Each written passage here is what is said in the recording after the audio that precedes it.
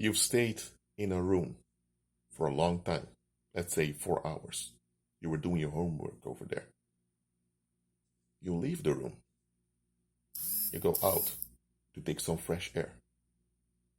Well, a room is a space where more people are.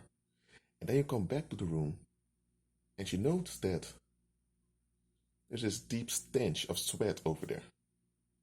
Now, mind you, you were in that room for 4 hours.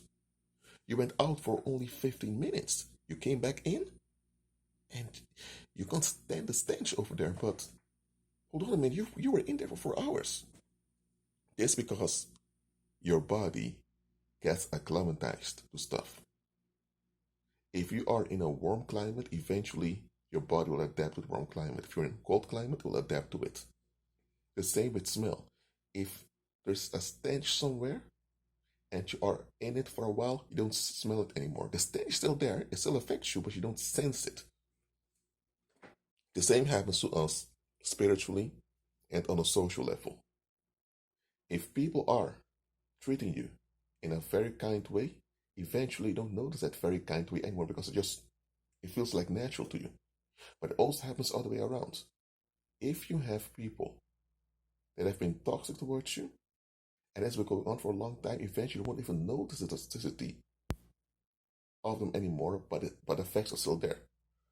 And when it comes to deception, goes that way too.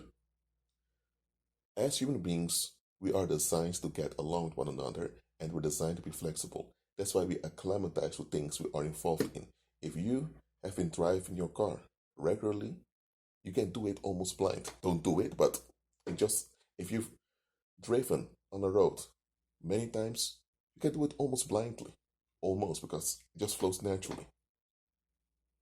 If you are working on a machine and it's your first time, it's going to be difficult. After a few times, it just happens.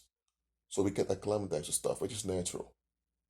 But if you get acclimatized to things that are self-destructive, you will not notice it. Others around you will notice it. So that's why from time to time it's good to move away from your usual activities. That's why it's smart not to fall into a usual pattern. Because that's what the world tells you. If you fall in a usual pattern and you're not disturbed in that pattern, that means that you have a stable life. That means that you're doing well. No. It's good to have variation from time to time. Sometimes God will make you uncomfortable to prevent you from being stuck. Because when you become stuck, you're not aware of it yourself. Others will be. And most of the time, others are not going to hint to you, Roger, you've been going to that shop every Tuesday. There's nothing wrong with you going to that shop if it's a shop where you have beautiful stuff, but maybe it's time to visit another shop once in a while. Because you are in a pattern going to that shop every Tuesday. What if someone wants to set you up? The only thing they have to do is wait on Tuesdays because they know you'll come to that shop. But that's how it goes with people. They get acclimatized to things, and the things they become acclimatized to begins to have a grip on them, and they're not even aware of it. And then Satan or other predators out there take advantage of what they've been acclimatized to, and they're snatched away or they're set up. Look, just because you are a believer, that doesn't mean that you won't go through stuff. We will go through tribulation, we will go through attacks, we will go through violence. Hey, because that's what Christ said. But we have the power to overcome it all, to bypass it all, and nothing shall by no means harm us. So, we don't have to go through everything that comes our way. We can bypass them if we are smart.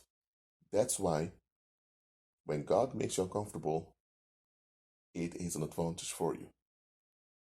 Too many people are comfortable in a pattern. Too many people are acclimatized to certain people or certain places, and because of that, they don't notice the obvious change in those places or relationships. Look, with some of you, this happened. You were in a relationship with someone, where you were married or you were about to marry. Okay, you were in a relationship.